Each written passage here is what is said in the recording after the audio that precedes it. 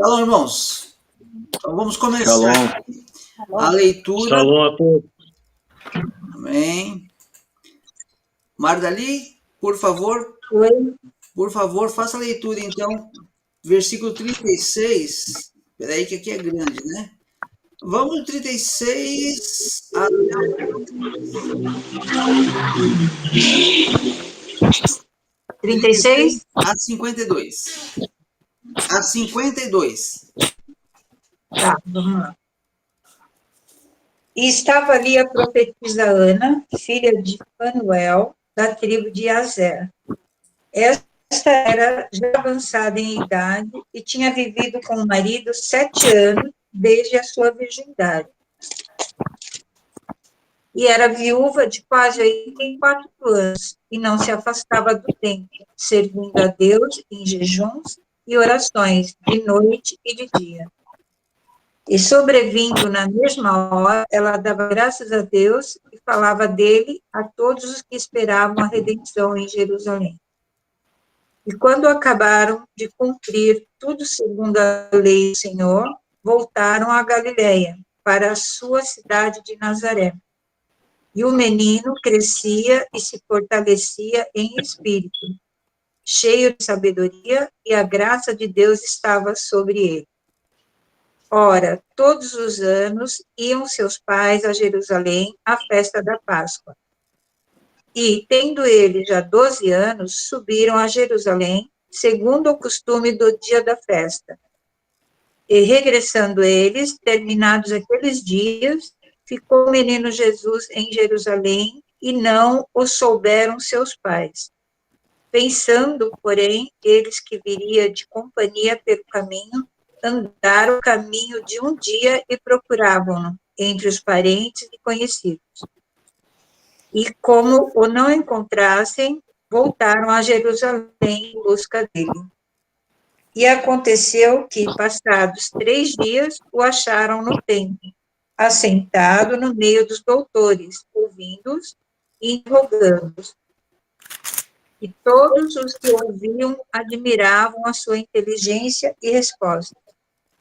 Quando ouviram, maravilharam-se e disse-lhe sua mãe: Filho, por que fizeste assim para conosco?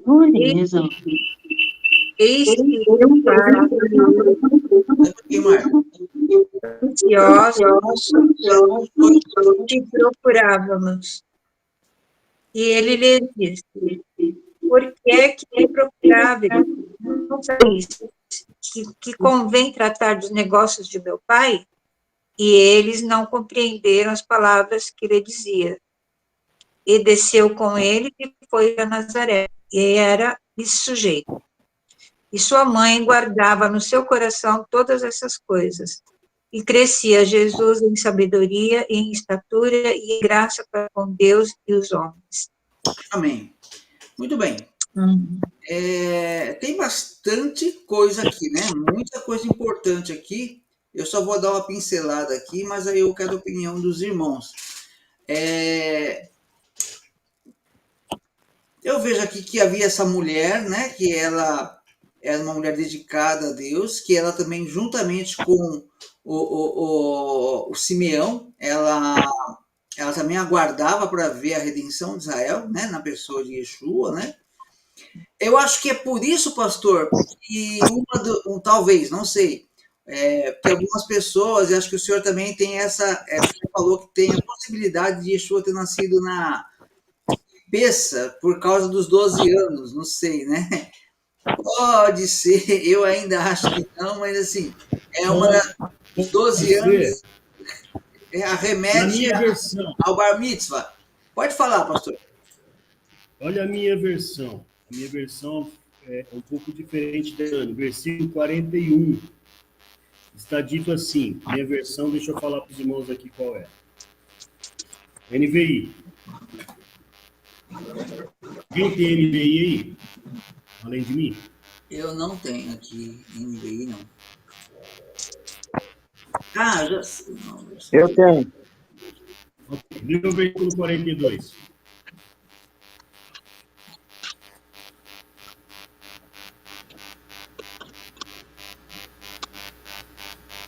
Por isso que eu digo, que é Lucas 2:42. Quando ele Pode falar? Quando ele completou 12 anos de idade, eles subiram à festa, conforme o costume. Terminada a festa, voltando seus pais para casa, o menino Jesus ficou em Jerusalém sem que eles percebessem. Pensando que ele estava entre os companheiros de... Só até aí, João. Quando ele completou 12 anos, na Páscoa. E ele vai na Páscoa, nós vamos ver mais à frente, que ele está com os doutores. O que aconteceu ali? Bar mitzvah dele. Ok? Então, essa é a minha visão. Entendo? Ok? Entendo dessa forma. E na NVI fala exatamente assim. Quando ele completou 12 anos de idade. Por que tinha que falar que tinha 12 anos? Sim, é um forte indício disso, né? Além do que, como eu falei na última vez que conversamos a respeito, Yeshua, quando Moshe profetiza a vinda dele, ele diz um profeta semelhante a mim. E a tradição diz que Moshe nasceu e morreu no mesmo dia. Ok? Logo, é de se esperar que um profeta semelhante ocorra a mesma coisa.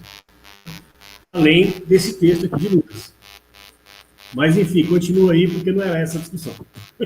Não, sem problema. Na verdade, não tem muito o que continuar. Só estou vendo alguns pontos aqui, mas eu quero que os irmãos compartilhem. Aí diz assim, olha, né, cumpridas as ordenanças, né, primeira coisa, a família de Yeshua cumpre toda a lei de acordo, né, faz todos os Já, ritos de acordo com a lei. já que a gente entrou nessa questão, posso atrapalhar um adendo? Oi? Pode falar, irmão. Eu só vou pedir, por favor, quem não estiver falando, fecha o microfone, por favor.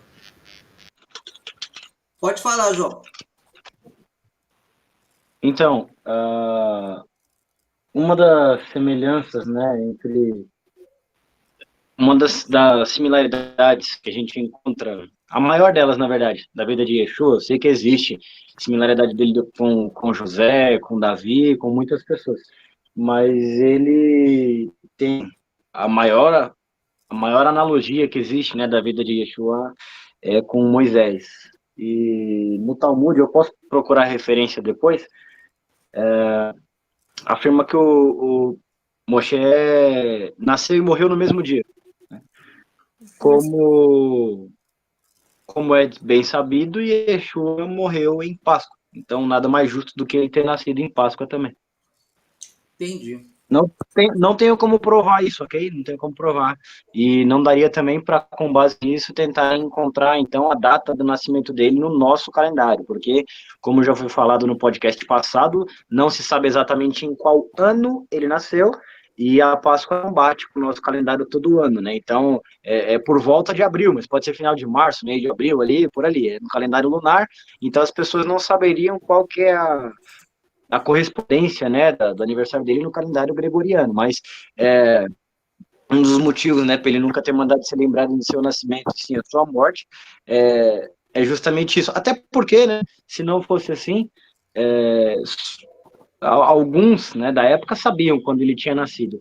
E por que não teriam se alegrado pelo seu nascimento? Porque não daria para lembrar do nascimento dele sem lembrar da morte, já que foi no mesmo dia. É isso. Essa doutrina é o que fizeram com a vida de Moisés, né? Eu estou só fazendo uma analogia com a vida de Yeshua, que é quase um copia e cola, né? Ok. Não, eu particularmente acho válido, acho bem interessante essa observação, né? Ainda tenho fortes tendências aqui em tabernáculos, né? Mas não desconsidero a possibilidade de ser em peça, né? E é interessante também, né? E outra coisa, né? A gente também não precisa de descobrir isso, que é o lado bom, por causa de Deuteronômio 29, né? Já está oculto, é para ele, né? Então a gente não precisa descobrir. Mas é interessante, né, que a gente... Olha quem está aí! É interessante, né, que a gente... que tem, né, tem essa vertente, tem a vertente lá de tabernáculo também, porque é uma coisa que chama muita atenção, é que a Bíblia fala lá, esqueci o nome do profeta agora, que ele fala que no milênio vai ser comemorado, né, inclusive os que sobrarem, que lutarem contra Jerusalém, vão ter que subir de ano em ano para celebrar tabernáculos. Então, Zacarias. Zacarias, obrigado. Então, tem assim, né? Mas é interessante a questão da Páscoa, até porque esses 12 anos aí impacta muito, né? Porque 12 anos é a idade do menino fazer o bar mitzvah, né? Então, mas, enfim. Deixa eu ver se eu tenho mais alguma observação aqui, para depois eu jogar para os irmãos. Outra coisa importante aqui também. Eu ouvi falar... Tranquilo, pode sim, pastor. Uma coisa muito importante também.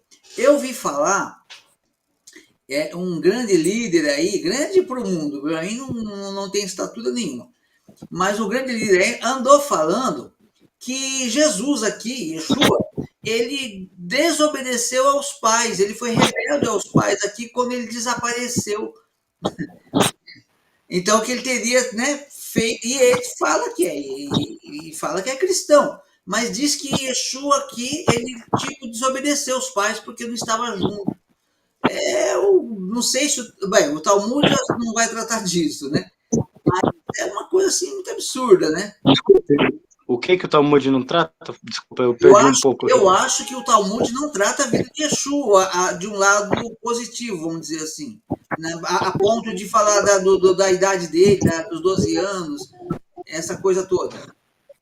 Diretamente não, né? A analogia que eu fiz foi com a vida de Moisés. Fala sobre a vida de Moisés, até fala assim muita coisa sobre Yeshua, né? Foi assim que Tzakaduri encontrou Yeshua e diversos outros grandes cabalistas, como nessa nossa geração o próprio Ariel Cohen, né? Mas não, especificamente de Yeshua, claramente sobre ele, não tem tanta coisa assim. Sim, mas há de se ver que se ele fosse desobediente aos pais, mesmo quando criança, o que você entende sobre isso?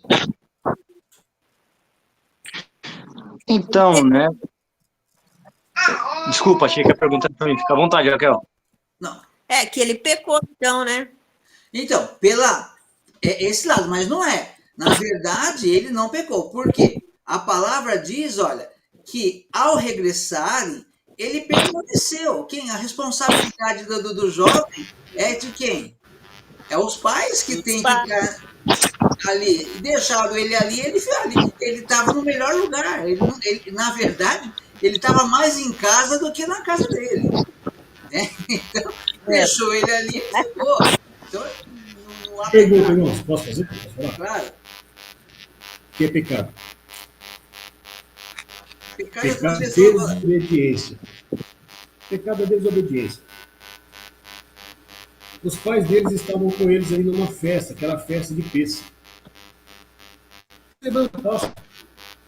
Os pais se descuidaram dele tanto que caminharam 50 quilômetros, caminho de um dia, entre 40 e 50 quilômetros, e nem se aperceberam que ele estava lá. Então, se os adultos não perceberam que a criança não estava, a criança percebeu que os pais saíram? Peraí. Isso é verdade. Tá, então peraí, vamos lá. O irmão falou muito bem. Quem tem a obrigação de cuidar da criança são os pais. Os pais saíram de Pêssego e caminharam o caminho de um dia, 40, 50 quilômetros. Ok?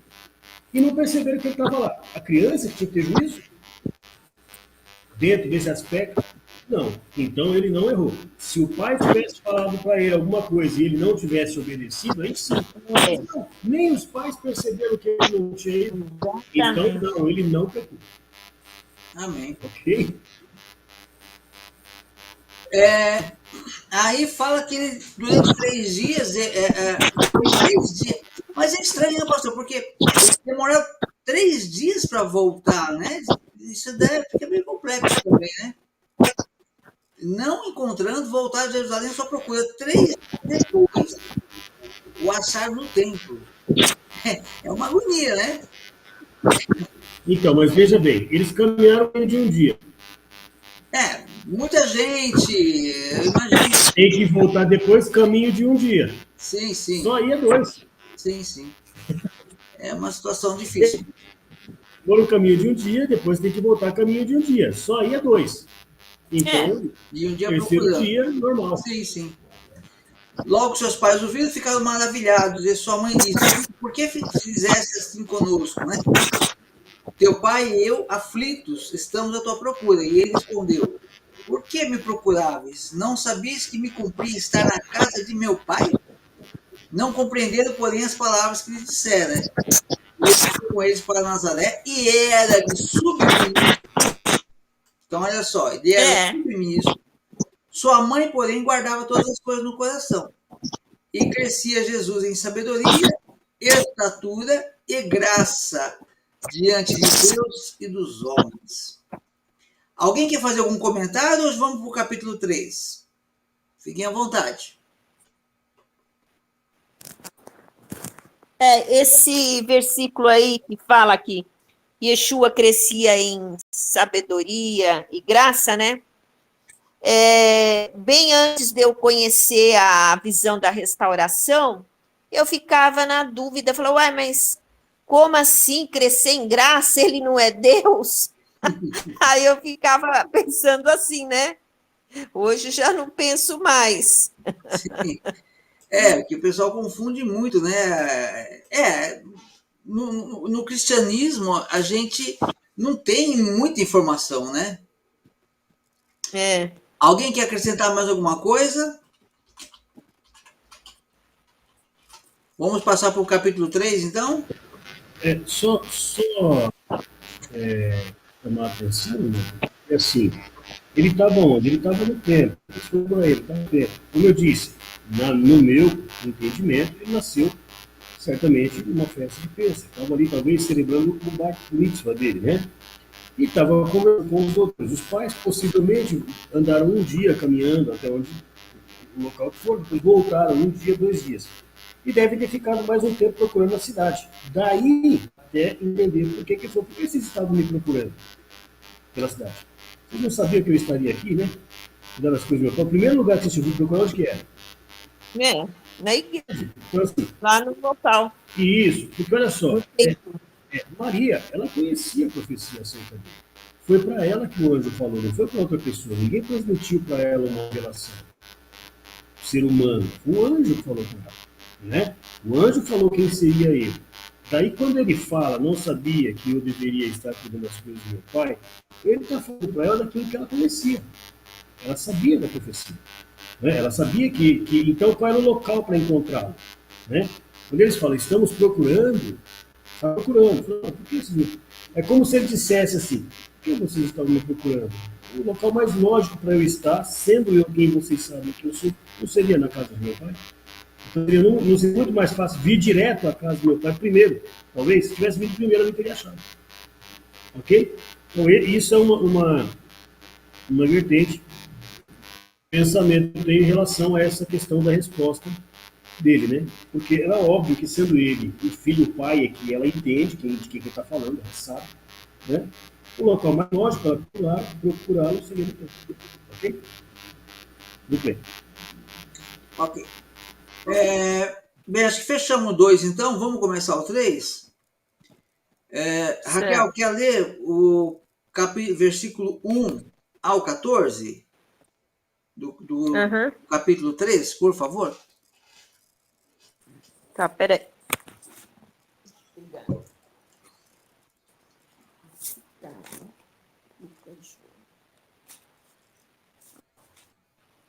Pegar a outra Bíblia. Do 1 a 14. 14. A pregação de João Batista. No 15º ano do reinado de Tibério César, sendo Pôncio Pilatos, governador da Judéia, Herodes, tetrarca da Galileia, seu irmão Filipe, tetrarca da região de Itaureia, e Traconites, Elisânias, tetrarca de Abilene, sendo sumos sacerdotes Anás e Caifás. Veio a palavra de Deus a João, filho de Zacarias, no deserto. Ele percorreu a toda a circunvizinhança do Jordão, pregando o batismo de arrependimento para a remissão de pecados, conforme está escrito no livro das palavras do profeta Isaías. Voz que clama no deserto, preparai o caminho do Senhor, endireitai as suas veredas. Todo vale será aterrado e nivelados, todos os montes e outeiros, os caminhos tortuosos serão retificados, e os escabrosos aplanados, e toda a carne verá a salvação de Deus. Dizia ele, pois, às multidões que saíam para serem batizadas: raça de víboras, quem vos induziu a fugir da ira vindoura? Produzi, pois, frutos dignos de arrependimento, e não comeceis a dizer entre vós mesmos: temos por pai a Abraão, porque eu vos afirmo que destas pedras Deus pode suscitar filhos de Abraão. E também já está posto o machado à raiz das árvores. Toda árvore, pois, que não produz bom fruto, é cortada e lançada ao fogo. Então as multidões o interrogavam, dizendo: que havemos, pois, de fazer? Respondeu-lhes: quem tiver 2 túnicas, reparta com os que não têm, e quem tiver comida, faça o mesmo. Foram também publicanos para serem batizados, e perguntam-lhe: mestre, que fazes? Não cobreis mais do que o estipulado. Também soldados lhe perguntaram: e nós, que faremos? E ele lhes disse: a ninguém maltrateis, não deis denúncias falsas, e contentai-vos com o vosso soldo. Ok. Muito bem. Aqui também tem bastante coisa interessante, né? Aqui a gente já vê, né? Porque pelo que dizem por aí, quando ele falou, o que os soldados devem fazer? Se desarmem. Vão fazer a guarda com flores e jogando perfume, né? Não. Ele só disse para os soldados ser o quê? Honesto, justo. É isso que ele fala. Mas o que me chama a atenção aqui, e aí os irmãos têm liberdade para trazer qualquer situação, todos os irmãos aqui têm liberdade para trazer, para fazer qualquer questionamento ou esclarecimento que acho interessante, ok? Eu já Oi? Eu já tenho uma observação aqui.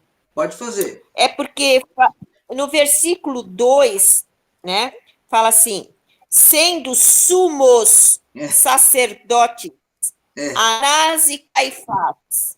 Então, sabemos que existe um só sacerdote, né, que é um que entra lá no Santo dos Santos uma vez por ano.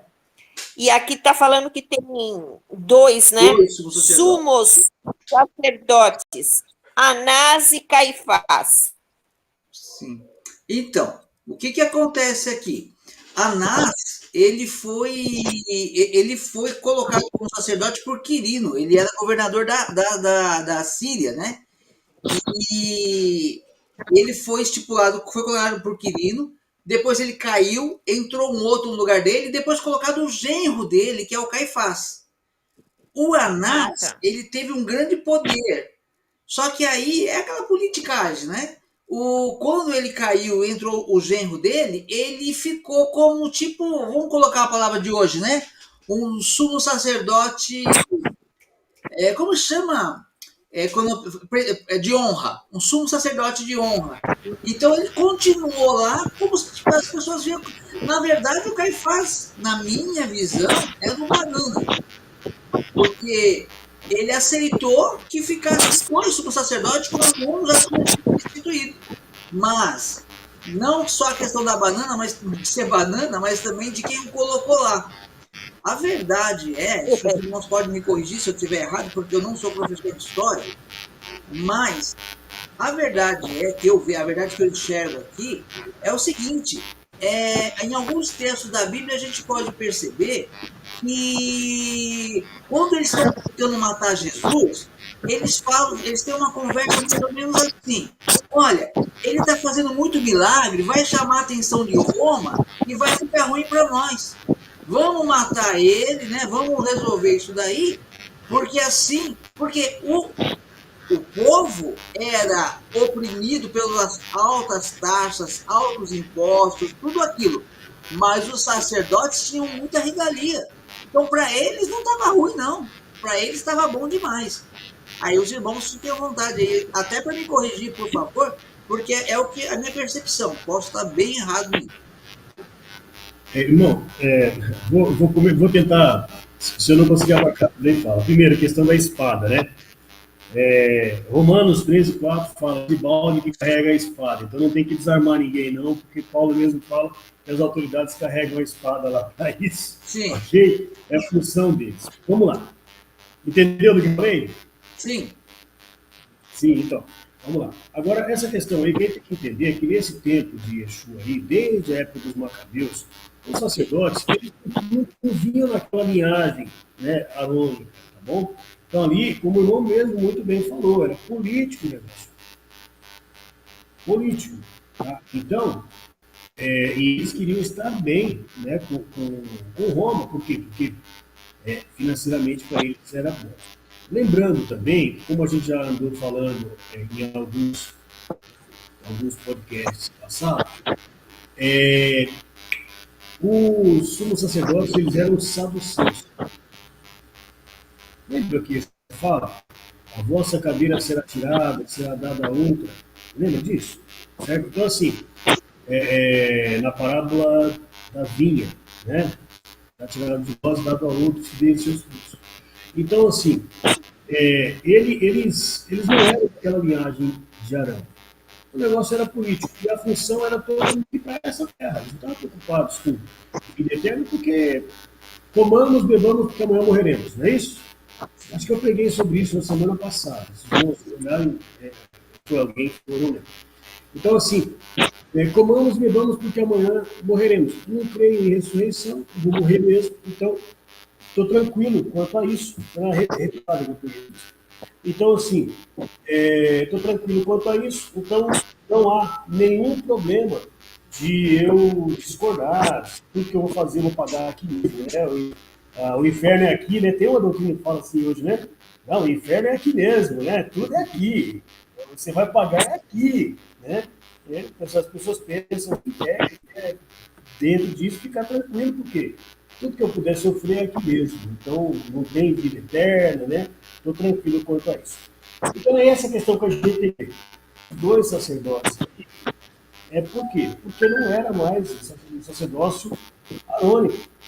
Ele estava colocado lá por questões políticas. E ele tinha que estar bem politicamente. Não precisavam se preocupar com questões espirituais, porque não havia vida após a morte mesmo. Não havia espírito, não havia ressurreição.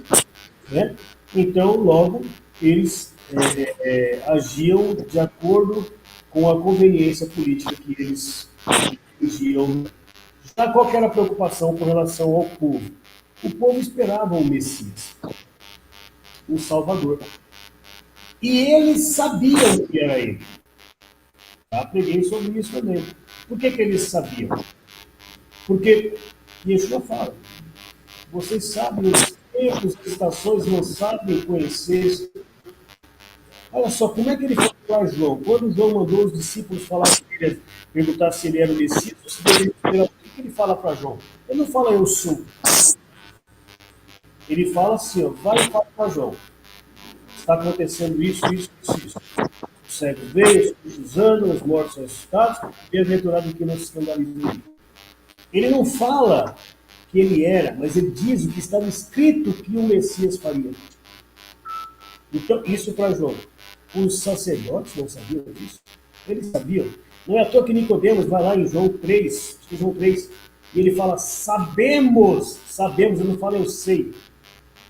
Sabemos que és mestre vindo de Deus, porque ninguém pode fazer o que fazes se Deus não for com ele. Sabemos. Eles sabiam, mas por que fizeram o que fizeram? Parábola das vasilhas. Eles dizem, e Yeshua fala na parábola, eles veem o filho, mandei os meus profetas, mandava os trabalhadores, depois eu mandei o filho. E quando eles veem o filho, eles falam, é o filho, vamos matar e ficar com a herança. Porque se na cabeça deles não existe isso, eu posso matar pela própria Deus. Está entendendo? Se ele vier aqui e eu tiver poder, eu vou matar ele. Por quê? Não tem ressurreição.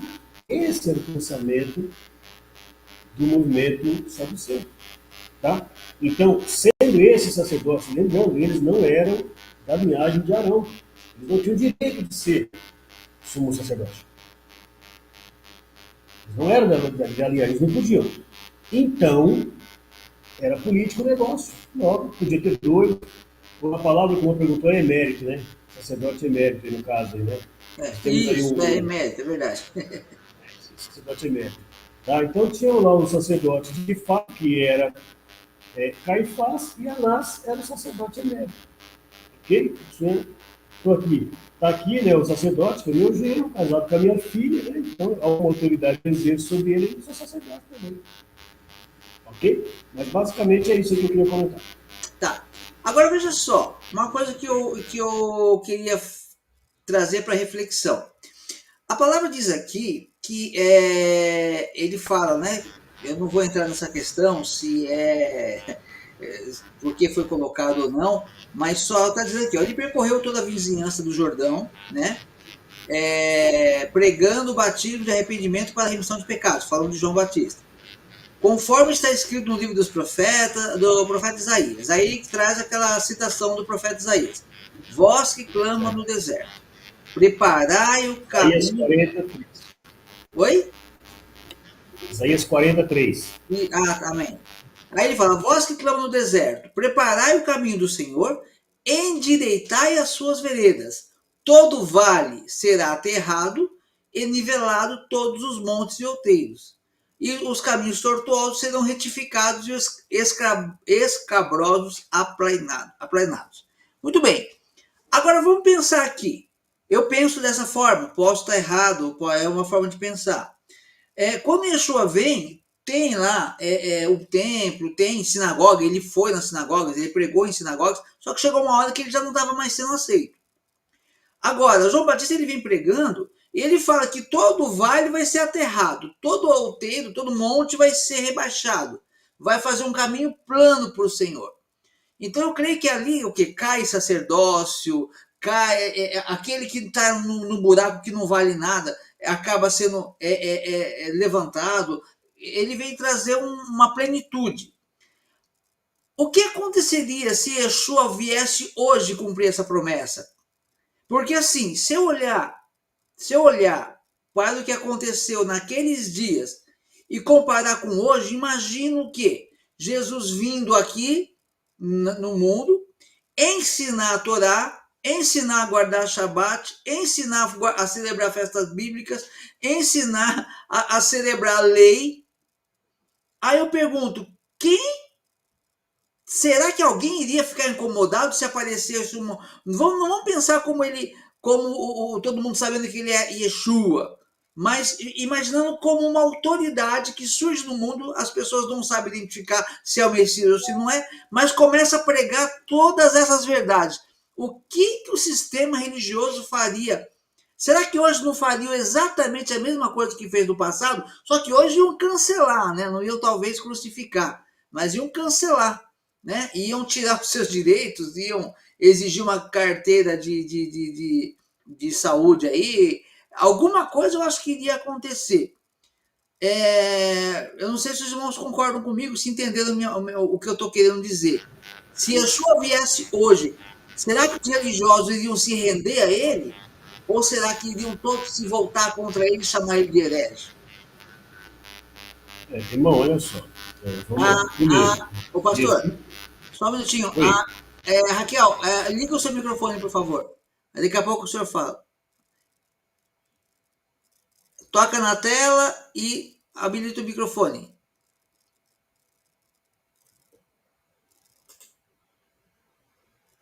Deixa eu ver aqui. Pronto. Isso. Se caso Yeshua não voltasse, como ele prometeu que vai vir com toda a glória, com todos os anjos, né? Isso. Então aí, Senhor, que maravilhoso é o Shabat. As pessoas iam fazer isso, né? Mas se uma hipótese, caso ele viesse a paisano, né? Isso. Ele não declarando que ele era o Messias, nossa, ele ia ser cancelado, ele ia chamar de judaizante, ia ser processado. Ele ia falar que era heresia, que ele não estava na graça. Então. Eu penso exatamente igual. Amém. Pastor, pode falar. Bom, primeiramente, ele continuou indo em sinagoga. Né? Ele não deixou de ir. Sim, sim. Tanto é que... Todo sábado. Todo sábado. Todo sábado ele ia. Ele cumpriu, ele não deixou de ir. Yeshua foi um judeu completo no ministério terreno dele. Ele não se eximiu das responsabilidades dele. E deu a opinião dele quando ele precisou dar. Quando ele entra no templo lá, acabando com tudo, vocês estão fazendo da casa do meu pai um convívio de ladrões, ele deu a opinião dele. Ele foi um judeu completo. Sincero. Agora, hoje, o que a gente tem que ter em mente é o seguinte, irmãos. O que é que identifica Yeshua como Messias para nós hoje? Volta a falar na questão das profecias. O que identifica é o fato do cumprimento das profecias. Tudo bem? Sim. E daí, olha só o perigo dessa doutrina que tem hoje que fala que Jesus anulou a lei. Olha só. Porque quando vier o anti-Messias, o anticristo, ele vai pregar contrário a ele. Entende? Por que eu sempre digo, Jesus, ele não anulou a lei, ele cumpriu ela cabalmente. Completamente, ele cumpriu a lei. Ele não anulou. E ele disse ainda que qualquer que anular a lei será o menor no reino de Deus. E nós sempre dizemos que no reino não existe dois reinos, é um só. É um só. O calabouço é um inferno, mas está no mesmo reino. Ok? O rei é um só Deus. Tá? Então veja menor até do que quem se você ensinar errado. Tá? Mas enfim, não vou entrar nesse mérito que agora não é. Então como é que é essa a ideia? Então como é que você vai identificar se Yeshua aparecesse hoje? Como é que ele vai voltar? Se ele voltasse, não é assim que ele vai voltar, porque a palavra fala que ele vai voltar rei de reis, senhores, e ele não vai, a igreja vai ser arrebatada para encontrar com ele nos céus e ir para Israel. Muito bem. Mas vamos supor, como é que você identificaria ele? Uma mensagem. Uma mensagem dele. Ele fala, crede em mim pelas obras. Não é porque era ele. Não é porque alguém dá o nome, eu sou Jesus, que você vai acreditar. Não. É pela identidade dele. E a identidade, a gente pensa que a identidade é essa foto com o número. Né? Não é, não. É a sua personalidade. A sua personalidade é a sua identidade. A identidade de Jesus é a identidade de filho de Deus. Ele veio cumprir aquilo que o Pai mandou e ele foi fiel à morte. Ele falou, Pai, se possível, passa de mim esse cálice. Ele não queria passar pela morte. Mas ele diz, contudo, seja feita a tua vontade. Ele foi fiel até a morte. Seja feita a tua vontade. Ele ia anular a lei de Deus. Aí, gente, é questão de falta de inteligência isso. Ele um dia, quando ele foi tentado, eu falo sobre isso na última pregação, quando o adversário chega e fala para ele assim, se tu és o Filho de Deus, lança-te daqui para baixo, porque está escrito, os teus anjos darão ordem a teu respeito, para te guardarem, para que não tropeces em alguma pedra. Ele fala isso?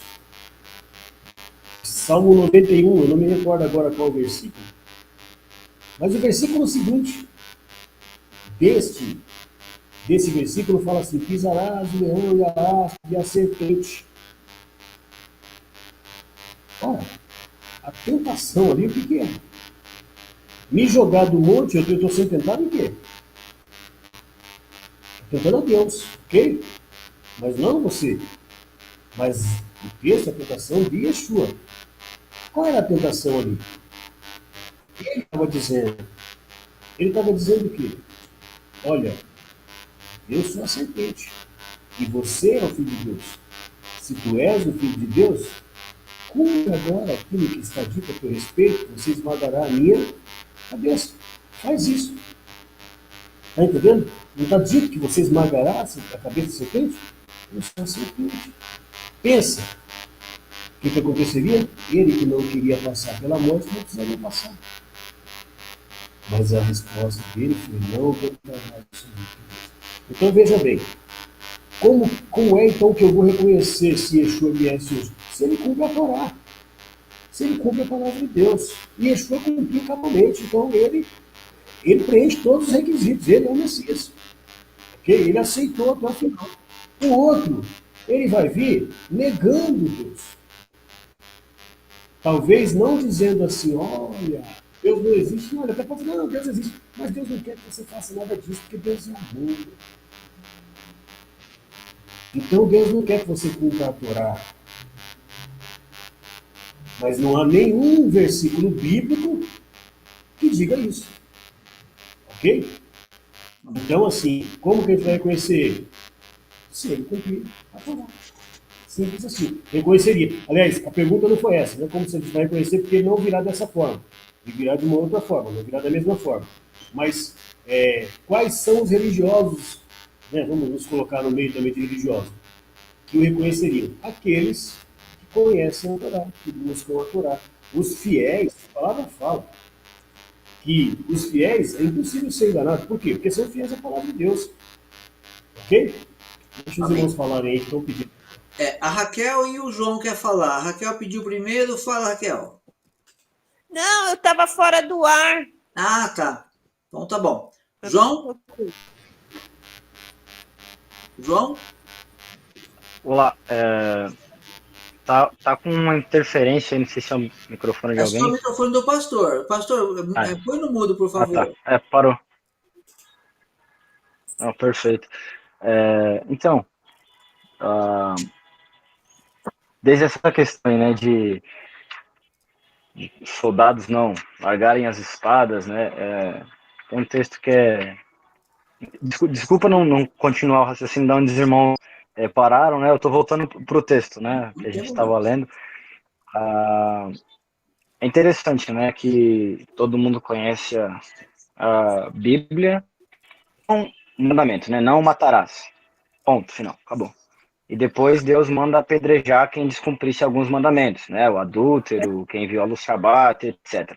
Então, é uma contradição, né? Tá errado? Não tá errado, porque se você for olhar no original, a doutrina, o que os sábios afirmam sobre isso, que o texto não é não matarás, é não assassinarás. Tanto que você tinha as cidades refúgio, em alguns casos, alguns eram autorizados a buscar vingança, em alguns casos você carrasco, e um dos nomes do Eterno é o Deus dos Exércitos, né? Ele manda você para a guerra. Aliás, o grande pecado de Saul foi não ter matado um pessoal. Então, sim, o soldado ele vai deter a espada, né?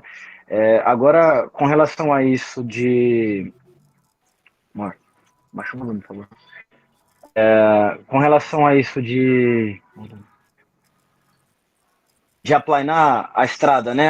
Levantar onde está abaixo e diminuir o que está acima, né? O que eu penso? Justamente sobre essa questão de Ananias e Caifás estarem dividindo, né, a cadeira do sumo sacerdócio. Isso está errado, né? Isso não existe. Dois sumos sacerdotes, está completamente errado. Daí você já começa a perceber que, peraí, tinha algo para baixo aqui da Torá, né? Não estava de acordo. Então, a Torá exigia, primeiro, né? Eles não, nem sacerdote eles seriam, eles jamais teriam entrado no Sinédrio se a Torá tivesse sido colocada em prática. Eles não seriam membros do Sinédrio, muito menos no sacerdote, nunca, ok? Nunca. Eles não seriam nem sábios, mesmo além dos 70 anciãos, né? Você tinha as referências, né, das tribos. Os saduceus não serviam para ser referência para ninguém. Ok? Nenhum deles. Não seriam referência. Muito menos ter entrado no Sinédrio e ainda menos sumo sacerdócio. Ok? Então a gente vê que tinha algo para baixo aqui. E o que é que está para cima? Você vê, olha só, não tem problema eu ter alguém que prega contra a Torá sendo sumo sacerdote. Ok, mas você comer sem lavar as mãos é pecado. Opa, peraí. Tem algo para mais e tem algo para menos. Ok? A gente vê um desequilíbrio muito grande aqui. O que é que seria aplanado, ok? Yeshua, por que ele meio que tomava paulada de todo lado, né? Quem tava para menos, ele fala, só quem tava para mais, ele fala, desce, equilíbrio aqui, ó. Não é nem para você cobrar demais, nem para virar o pandemônio, né? Não, é anarquia agora. Não, nenhum dos dois. Se a gente quer saber, tem muita gente que pensa, não, eu cobrar para mais não tem problema. Tem. Se a gente for olhar lá no Gênesis, a grande sacada, né, da Nahash, da serpente, da inclinação para o mal, se já não querem interpretar, foi ter aproveitado de uma exigência para mais de Eva, né? Deus falou que não era para eu comer do fruto nem tocar nele. Deus não falou para não tocar no fruto. Deus nunca disse que era para tocar no fruto, ele falou que não era para comer. E a serpente usa disso, né, para tocar e falar, tá vendo? Não tem problema. Então, eu vou ter uma consequência na minha vida, vou ter uma consequência espiritual por eu não comer por eu comer sem lavar as mãos. Não, eu não vou ter uma consequência espiritual. Vou ter uma consequência física. Talvez eu pegue uma virose, algo do tipo. Eu vou ter uma consequência física, mas espiritualmente eu vou passar por algo na minha vida? Não, não vou. E aí se a pessoa começa a cobrar isso aqui, né? Como não, você vai se afastar do eterno, vai perder o contato, vai perceber que a sua vida espiritual desviou porque você comeu sem lavar as mãos. A pessoa vai comer sem lavar as mãos e falar, é verdade, não aconteceu nada. E vão falar, tá vendo? Então também não tem problema você profanar o Shabat, você viver no meio da luxúria, você ser dado a bebedice, todo o restante, não tem problema. Na verdade, se os irmãos querem saber, foi assim que os saduceus surgiram, né? Foi assim que a Grécia os seduziu.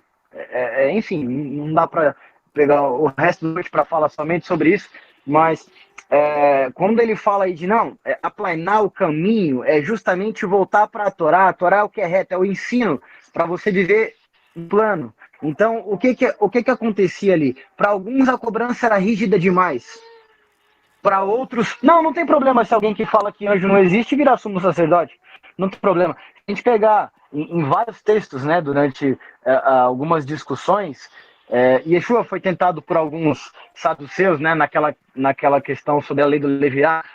Qual dos maridos a mulher será a esposa? Ali ele não estava sendo tentado por ser um Messias, ali ele estava simplesmente sendo tentado por acreditar na ressurreição. Ali era um saduceu que não acredita na ressurreição, tentando arrumar briga com o fariseu e tentando usar Yeshua. Mas em vários textos, agora em Atos, né, 28, Lucas deixa bem claro, né, ele fala, porque o saduceu não acredita, nem anjo, nem espírito, nem ressurreição. Peraí, ele é um rabino, mestre na Torá. A Torá fala que Abraão foi visitado por 3 anjos, né? A Torá fala que Abraão foi visitado por 3 anjos. Ele é mestre na Torá e ele não acredita nisso? Como ele é mestre? Não, ele não é mestre. Ele não é nem judeu. Então, assim, é ali que a gente percebe que alguém que nem acredita na Torá, não estou nem falando que ele não compra, ele nem acredita. Ele é rabino, sumo sacerdote. Então, a cobrança para ele, ela é nula, ela nem existe.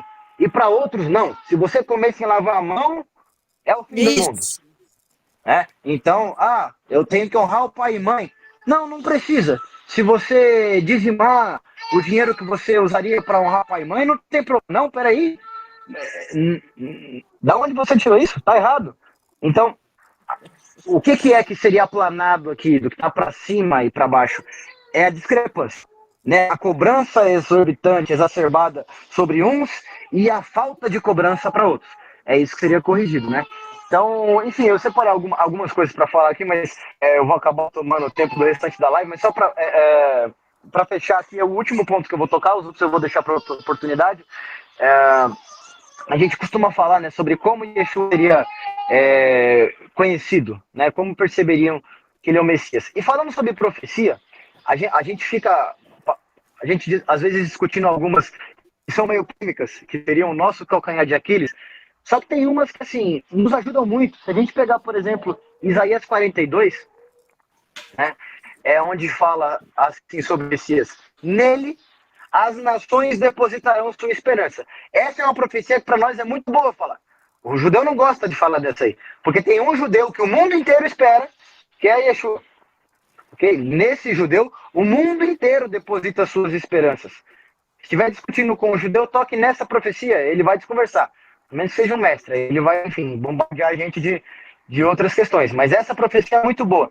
Se a gente pega esse texto de Isaías 42, a continuação, né, ele fala justamente que não esmagará o caniço quebrado, nem a chama que fumega. Fala também disso aí, né? Os pastores já falaram sobre isso em algumas pregações, né? Que apesar da lei ali, né, o Sinédrio não tinha mais nada a ver com o que foi instituído por Deus, por Moisés, na verdade, né? No Sinai. Não tinha mais nada a ver, né? Tinha alguém que não acreditava na Torá, somos sacerdote. Então, o caniço estava quebrado? Tava. Então, a chama estava só a fumacinha, não tinha mais fogo nele. Mas ele não esmagou. Ele profetizou que os saduceus seriam tirados da cadeira. Mas ele podia ter acabado com tudo ali. Ele não fez. Né? Agora, a continuação é justamente onde fala que ele anunciará a lei aos gentios.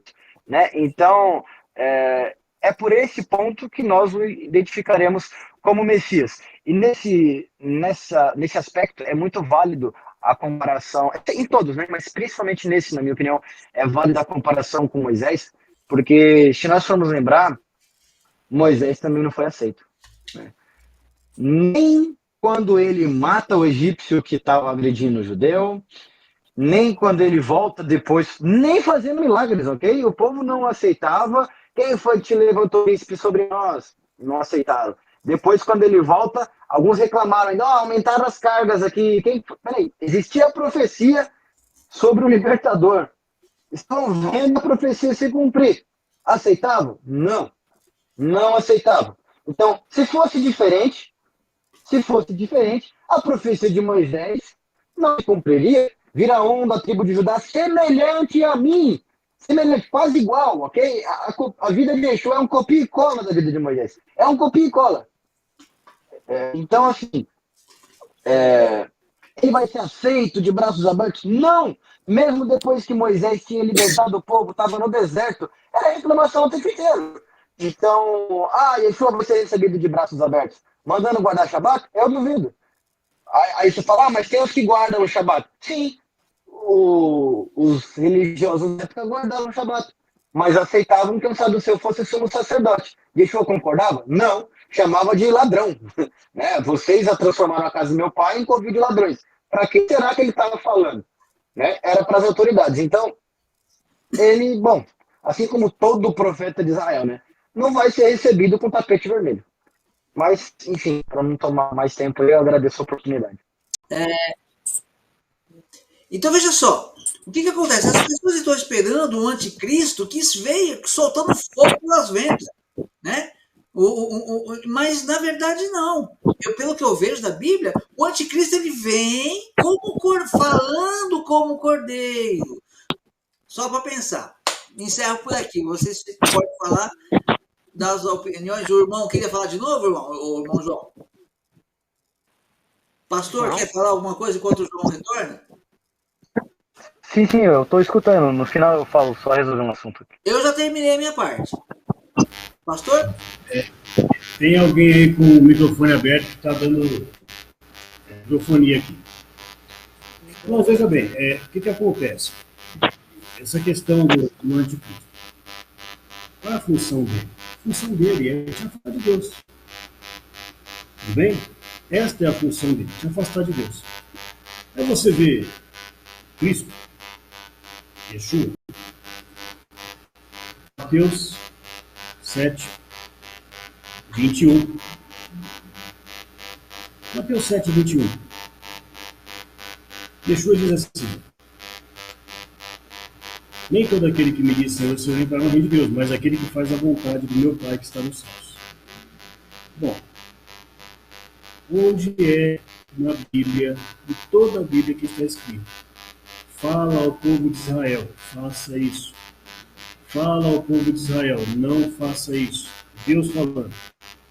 Onde é em toda a Bíblia que está dito assim: disse o Senhor a determinada pessoa, no caso a Moisés, fala ao povo, quando acontecer tal coisa, faça isso. Onde é na Bíblia que a vontade de Deus está revelada tão claramente? É na Torá. Não tem outro local onde ela esteja revelada dessa forma, onde a vontade de Deus. Então Jesus está dizendo aqui no versículo 21 de Mateus que só vai entrar aquele que faz a vontade do meu Pai. Olha só isso. Só vai entrar aquele que faz a vontade do meu Pai. Aí ele continua dando exemplos de pessoas que não fazem a vontade do Pai. Muitos me dirão naquele dia: Senhor, Senhor, não profetizamos nós em teu nome não expulsamos demônios, em teu nome não fizemos muitas maravilhas. Irmãos, eu volto a perguntar: é ateu que faz isso? Não é crente que faz isso? As pessoas estão enganadas por uma doutrina anticristã. A doutrina, não estou falando que o anticristo fala, mas a doutrina, Paulo fala desde agora, muitos já se têm feito anticristos. A doutrina é anticristã, porque a doutrina te ensina a não fazer a vontade do Pai. E aí Jesus está dizendo assim: ó, muitos me dirão naquele dia: fizemos isso, fizemos aquilo. Então eu direi abertamente: nunca vos conheci, irmãos. Nunca vos conheci. É duro ouvir isso. Ele vai dizer: nunca vos conheci. Apartai-vos de mim, vós que praticais a iniquidade. Então veja bem, irmãos. E já falamos sobre iniquidade. Que iniquidade quer dizer? O I aqui é negação de equidade, ok? Então, aqueles que praticam a falta de Torá, a anomia, como está no grego lá. Fazer a vontade do Pai. Ok? O que o anticristo vai fazer? Vai ser esse bonzinho que o irmão falou. Olha, não tem nada disso. Você não precisa cumprir lei nenhuma. Você não precisa se preocupar com nada. Pode trair a sua mulher, se você trair sem problema. Entendeu? Deus perdoa tudo. Não estou dizendo que quem lá atrás, por ignorância, o fez, se arrependeu e hoje anda nos caminhos do Senhor, está perdido. Não, se arrependeu, perdão. Mas a palavra de Jesus sempre foi o quê? Vai e não peques mais. Vai e não peques mais. Então, você errou lá atrás, errou, não erra mais. Acabou. É isso aí. Você encontrou a verdade, você escolheu o caminho que era a verdade, agora você vai andar por esse caminho. Certo? A Torá, a vontade do Pai. Né? Ah, lá atrás eu roubava. Agora, não, eu encontrei assim, não roubo mais. Lá atrás eu gostava de levar vantagem. Agora eu não levo mais. Agora eu sou servo de Deus. Restituição. Nós falamos o texto que nós estávamos lendo aqui, João Batista fala assim: raça de víboras, produzi vós, pois, frutos dignos de arrependimento. João Batista falando, o que eram os frutos dignos de arrependimento? Já que a lei durou até João Batista, como pregamos, né, em Lucas 16 lá, né? Depois eu vou postar aí a mensagem do último sábado. Já que a lei durou até João Batista, o que João Batista está falando? Produzir vós, pois, frutos dignos de arrependimento. Porque lá em Êxodo 22, e aí vários versículos, fala assim, se você errou, você furtou, você tem que restituir fruto digno de arrependimento. Restitui em dobro. Fruto, o fruto é isso, é você ir lá e me arrependi, vou lá e vou restituir aquela pessoa que eu fiz mal a ela. Ok? Então, ele está falando de quê aqui? De lei. Nós temos que produzir frutos. Jesus agora fala aqui em Mateus, quem é que vai herdar o reino de Deus? Quem faz a vontade, é fazer a vontade. Ah, mas a vontade de Deus é só que acredite em Jesus. Será? Será? É só acreditar? Se é só acreditar que ele existiu, então tem gente aí que é complicado, porque acredita no diabo também. Acredita que ele existe, não é? Não é? Se é só acreditar ou é fazer a vontade dele? Ou é fazer a palavra dele? Tanto é que, na sequência desse texto que nós vemos aqui, que ele fala que as pessoas que vivem como se não houvesse orar, versículo 23 do capítulo 7 de Mateus, ele fala, todo aquele pois, no versículo 24, todo aquele, pois, que escuta essas minhas palavras e as pratica. Tem que praticar. Tem que pôr em prática, tem que viver, tem que cumprir a vontade de Deus. Assemelhado-lhe ao homem prudente que edificou a sua casa sobre a rocha. Então não é só acreditar, é praticar. Amém? Então esse é o ponto que eu queria dizer aqui dentro disso que o irmão falou acerca do anticristo, porque o João também está querendo falar aí. O anticristo, a doutrina anticristã, ela existe hoje, porque prega que Jesus anulou a lei, que Deus não anulou. Jesus cumpriu as leis sacrificiais. Agora, as demais estão todas aí para nós cumprirmos. Só, Grato pela oportunidade. só uma coisinha o João já fala, só que eu não aguento aqui. É que eles falam que... Não, porque Deus deixou 10... Gente, vamos resumir, tá bom? Deus deixou 10 mandamentos, tá? 10 mandamentos. Aí eles falam que, não, eu tenho que seguir a lei de Jesus, que é só 2, né? É que eles esquecem que depende e tal. Aí amar a Deus e amar o próximo. Pronto, já amei a Deus. Só que o pessoal pensa que amar a Deus é igual o pessoal ama aí o namorado, ou às vezes, infelizmente, às vezes até o marido ou a esposa. Eu amo o marido, eu amo a esposa, daqui a pouco divorcia, tá amando o outro. Então acho que Deus não, eu amo a Deus. Agora, nesse momento, eu amo a Deus, estou com ele. E as pessoas pensam que é dessa forma, né? E quando Yeshua não criou um novo mandamento, só ele falou, como lá João, né? Um novo mandamento não é novo, é amar uns aos outros, né? Acho que fica ainda mesmo. Irmão, pode falar. Posso só completar isso aí, só? Eu sabia, pode falar. Por favor, eu acho que o senhor vai falar o que eu ia falar também. Amar, qual é o novo mandamento? Tem? Como eu vos tenho amado. Né? O João respondeu. Como eu vos tenho amado. Como ele amou. O novo é da forma que ele amou. É muito mais do que já tinha. Dar a tua vida para salvar o irmão. É esse amor que ele está falando. Porque o amor ao próximo já estava. Tanto é que quando o jovem, não é o jovem rico, alguém pergunta lá, o fariseu pergunta, Senhor, qual é o maior mandamento? Ele fala o Shema, ouve Israel, amarás o Senhor de todo o teu coração. E o segundo semelhante a esse é ao próximo como a ti mesmo. Então o amor ao próximo já existia. Mas qual que era o que ele acrescentou? Da forma que eu vos amei. Ao ponto de dar a minha vida para salvar a de vocês. É esse o ponto aí que eu entendo esse novo mandamento. Tá bom, mas tem uma coisa aqui. Falando segura aí, João. Esse negócio aí do jovem rico.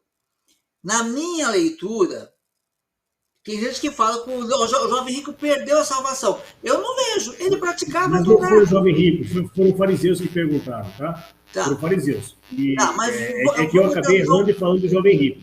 Mas eu acredito também que ele não perdeu, tá? Eu tenho outra visão a respeito porque se está certa a tradução, se está certa, Yeshua disse para ele, olha, guarda, o que eu faço para ser salvo? Ele fala, guarda os mandamentos. É muito simples. Aí ele fala assim, não, mas eu acho que ele queria, tipo, Jesus falou, olha, gente, façam igual esse homem. Ele falou, porque eu já guardo desde jovem. Aí Jesus devia falar o que para ele? Ah, olha aqui, um homem que não há dolo. Só que deixa eu falar assim, se você quer ser perfeito, opa, se você não tem nenhum calcanharzinho de Aquiles, você não quer ter nenhum, vende isso daí aonde é a sua inclinação. Eu entendi dessa forma, né? João? Tá sem som? Não, sim. Na verdade, não é nem questão de calcanhar de Aquiles, né? Desculpa, eu não vou conseguir não comentar essas duas questões aí antes de finalizar. Na verdade, graças a Deus, o nome desse jovem não é lembrado. Se ele tivesse feito o que Yeshua o mandou, seria. Assim como um homem, né, que gostaria de que suas palavras fossem Escrito. registradas. Né? Alguém já ouviu falar de Jó? Sim. Né? Ele teve a chance de superar as expectativas, né? Eu já ouvi de algumas pessoas, o que Jó viveu foi meio injusto. Não é mesmo, né? Os gregos achavam que seria bacana ser eternizado, né? Tirando Aquiles, eu acho que a maioria deles foi esquecido. São os filósofos. Mas muitos deles que iam para a batalha para morrer, tá bom, são lembrados por historiadores. Jó é conhecido por muita gente que nem conhece a Bíblia, mas não, de Jó eu já ouvi falar. Né? E esse jovem, claro que ele não perdeu a salvação, ok? Yeshua não voltou atrás. O que faço para ser salvo? Guardo os mandamentos. Já estou guardando. Bom, questão do Enem. O que eu tenho que fazer para ser salvo? Guardar os mandamentos. Está guardando. Foi salvo ou não? Acabou. Essa é a questão dada, né? Então ele foi salvo. Ele não chegou ao ponto de ter seu nome guardado, talvez tenha andado com Cristo também, enfim, as possibilidades são infinitas. Mas ele foi salvo sim. Teve a E é seleção honrado interessante por agora. Deus. Sim, o galardão dele ia, bom, multiplicar algumas vezes, né? A riqueza que ele ganharia em troca daquela, bom, seria. Eu gosto muito de investimento, acho que esse seria o único investimento que conseguiria uma valorização tão exponencial assim. E sem depender de tempo, né? Automática. Voltando à questão, né, de Yeshua me deu 2 mandamentos, né? Amar Deus e o próximo. Na verdade, não.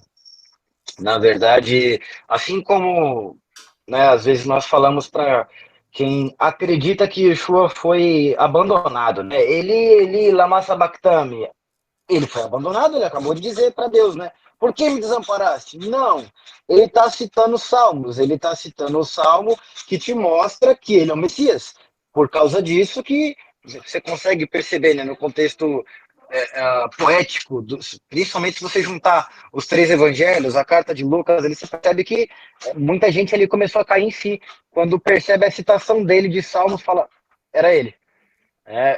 Outros já sabiam, mas muita gente ali, quando ele fala isso, enxerga o salmo na hora, né? Que ao mesmo tempo, né? O salmo que fala: partem entre si as minhas vestes, e sobre a minha túnica lançam sortes, me perfuraram as mãos e os pés, posso contar todos os meus ossos, eles ficam a mirar, enfim.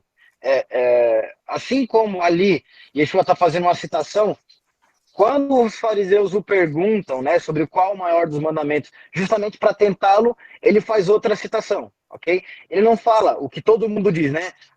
Qual o maior dos mandamentos? Amar a Deus sobre todas as coisas e ao próximo como a ti mesmo. Tá Que é o bom, que tava todo mundo, dois. 90%...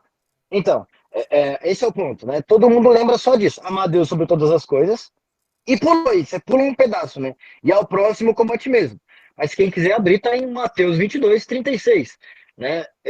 Qual o grande mandamento na lei? E aí o versículo 37, né? Tem um versículo inteiro só para um mandamento. Ele responde: amarás ao Senhor teu Deus de todo o teu coração, de toda a tua alma e de todo o teu poder.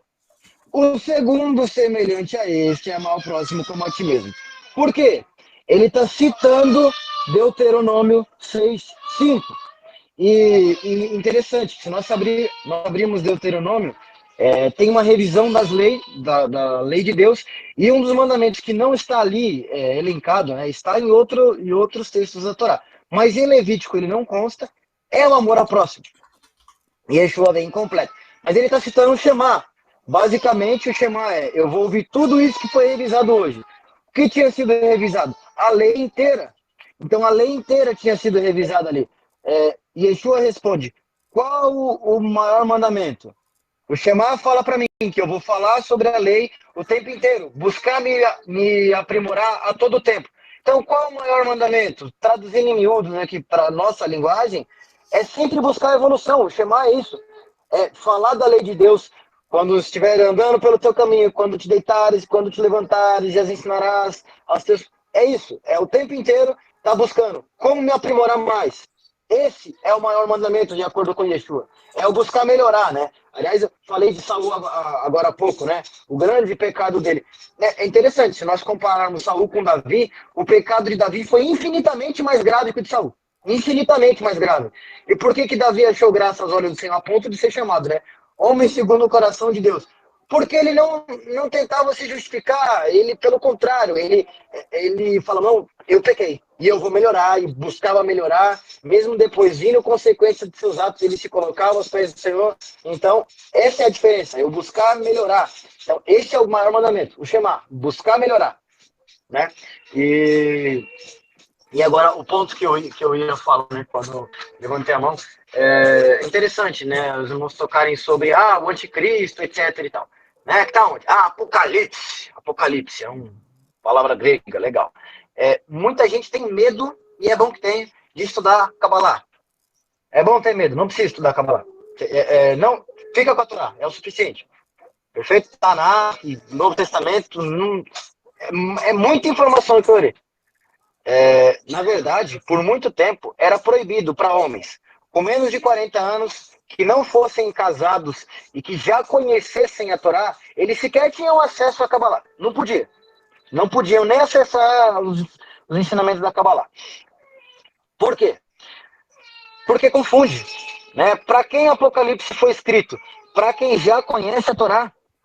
Tem um monte de analogia ali em Apocalipse que, para quem gosta de ler Harry Potter, nossa, que legal, vai ser um monstro aqui.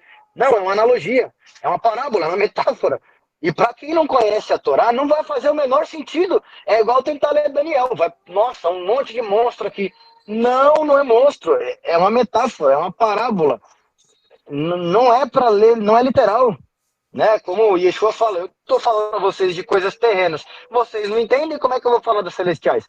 Então, Deus fala, né, com seus profetas por metáforas. O único que, assim, ele é muito claro, Moisés, que tinha a mesma ligação com ele que Yeshua tinha. Então, era muito, muito claro. Com todos os outros profetas, geralmente é por metáfora. Né? Você pega a visão dos vales de ossos secos. Enfim, não vou ficar elencando que a gente vai passar a noite inteira. Mas Daniel é um Apocalipse parte 1. Ele é muito enigmático, muito enigmático. Para muita gente, pula Daniel, você não vai entender nada, pula Daniel. Então, da Kabbalah, eu não vou lembrar quem eu estou citando agora, é um grande rabino que ele fala, né? Para estudar Kabbalah, primeiro você tem que se fartar de carne e pão. Na minha opinião, só esse texto dele já é enigmático. Né? Ele está falando que você tem que fazer um banquete antes de estudar Kabbalah? Não. E olha que ele estava explicando, hein? Ele estava tentando ser o mais claro possível. E até a explicação, ela é ambígua e é perigosa. Qual a explicação? Na verdade, primeiro você tem que se fartar do que é proibido e permitido. É para eu me encher, então, de fazer tudo que é proibido? Não. É para você entender perfeitamente, primeiro, o que é permitido, o que é obrigação sua fazer, e o que é proibido. Eu tenho mandamento do que eu devo fazer e mandamento do que eu devo evitar de fazer. Eu tenho que primeiro entender esses dois, para que depois eu possa estudar a Kabbalah. Né? Tem muita gente que fala, Salomão, o homem que controlava demônio, e aí tem gente que vende aí, né? O manual de Salomão para você controlar demônio. Não é de Salomão, ok? Salomão nunca escreveu isso aí. Esses manuscritos todos são da Idade Média. É muita gente, igual o livro de Enoque, né? Não foi Enoque que escreveu. Você vende por quê? Porque tem gente querendo comprar, então põe lá para vender. Não, Salomão não escreveu aquilo ali. E alguém que realmente, né, já se fartou de pão e carne, sabe o que é proibido, o que é permitido, quando começa a ler aquilo ali, vai perceber, não, Salomão não faz isso aqui. Você tem sacrifício ali que é contra a Torá, então você já sabe que não foi Salomão que falou. Você já ali você já percebe, não é para fazer isso. Então, eu vou estudar Apocalipse sem ter entendido a Torá, eu não vou entender nada. Por exemplo, o que é uma marca que eu vou colocar na mão e na testa? Ué, para quem conhece a Torá, é nítido que eu estou fazendo alusão a chamar? É nítido. Definir, pronto. Mas para quem não conhece, vamos pôr um chip na minha testa. Não tem nada a ver com isso. Não coloque, tá? Não estou falando que você pode colocar. Eu também não coloco. Na dúvida, não ponha. Mas dá para fazer qualquer filme de Hollywood lendo Apocalipse. Dá até para colocar aqueles monstros ali, dá para lutar contra o Hércules. Mas se eu não entendo a Torá, Apocalipse não me aproveita. E é muito mais interessante. É interessante. A gente pega Yeshua falando, não vos alarmeis com o fim dos tempos. Okay? Não é para se alarmar. A pessoa pega para ler Apocalipse isolado, ele vai ficar louco, ele vai querer se internar, é assustador aquilo ali. Então, se eu não entendo a metáfora, Apocalipse não me aproveita. E outra, eu fico muito interessante em saber quando que o anticristo vai vir, como se eu pudesse fugir dele aqui, materialmente. Não é mais interessante eu saber como tá do lado certo? E aí, mesmo que ele consiga me matar aqui, eu tô salvo? Ele explodiu o avião. Glória a Deus, como diz Paulo, morrer para mim é lucro. Então, Apocalipse é um livro, eu amo o Apocalipse, é maravilhoso. Principalmente você lê ele junto com Daniel, parece que é um terceiro livro, a junção dos dois é maravilhosa, mas é um livro cabalístico, ok? Igual muitos outros, que eu nem vou citar aqui para não instigar ninguém a procurar, mas é um livro para quem já conhece a Torá. Quem não conhece vai fazer uma interpretação muito perigosa de Apocalipse. Muito obrigado, Deus abençoe. Eu continuo ouvindo, mas vou botar o microfone. Amém. E só da minha parte aqui de novo, só fazer um acréscimo aqui. Acréscimo não. Eu acho interessante o pessoal falar, né? Eu amo a Deus e eu amo o próximo. Pronto, já estou salvo, já estou cumprindo toda a minha. Espera um pouquinho. Procura na Bíblia lá o rei Ezequias, que a Bíblia fala que ele amou a Deus de todo o coração, com toda a sua alma e com todo o seu entendimento. E ele ganhou esse título quando? Quando ele foi lá, destruiu todos os altares de Baal, destituiu todos os falsos profetas, destituiu todos o sistema lá né, quebrou, botou fogo lá na Neustan, né, na serpente de bronze. Esse sim recebeu o título. Agora, não, eu amo a Deus porque na minha intenção eu amo a Deus e eu posso fazer tudo. É complicado, né? É complicado. E ainda diz que está pela porta estreita. Então, quer dizer, quando a porta larga é o que nesse caso? Mas se a gente pega Pedro escutando, né? Quando você se converter, você... Meu, Pedro, depois de fazer milagre, a sombra dele curava. Eu não conheço ninguém que hoje faça isso. Ninguém, eu não conheço. Ninguém. A sombra dele curava. Pedro, bom, você está fazendo um bom trabalho, mas quando você se converter... bom, acho que isso é o suficiente. Fortalece teus irmãos, isso é complicado. Pastor? Amém, irmãos. Foi muito boa o diálogo de hoje, eu acho que é por aí mesmo, tá? E não vou me alongar mais. Se a gente for falar aqui, é assunto para a noite inteira. Então, não vou... A live vai ficar longa, já estamos aí passando de 8h30. Né? Mas é isso mesmo. Tá? Vamos aprender, vamos aplicar. Obra não salva ninguém. Okay? Quem salva é Yeshua, mas elas foram feitas para nós andarmos nela. Né? Então, nós fazemos as boas obras porque fomos salvos, não para sermos salvos. Né? Então, o que o rei fez foram as obras. Né? As obras, Ezequias, que obras, ele foi lá e destruiu o templo de Baal. Foi lá e destruiu os ídolos. Obra. Então, quando Yeshua fala assim, vai e não peques mais, ele está falando de obra. O que você vai fazer agora não vai transmitir a lei. Obra. É isso que vai te salvar? Não. Nós somos pecadores, com salvação de Yeshua que vai ter. Mas nós temos que andar nas boas obras. Volto a dizer, Mateus 5, se a vossa justiça não for maior, não exceder a dos escribas e fariseus, de modo algum entrareis no reino dos céus. Então assim brilha a vossa luz, para que os homens vejam as vossas boas obras e glorifiquem o vosso Pai que está no céu. Eu encerro por aqui a minha participação de hoje. Amém? Alguém quer fazer algum acréscimo? Terminamos?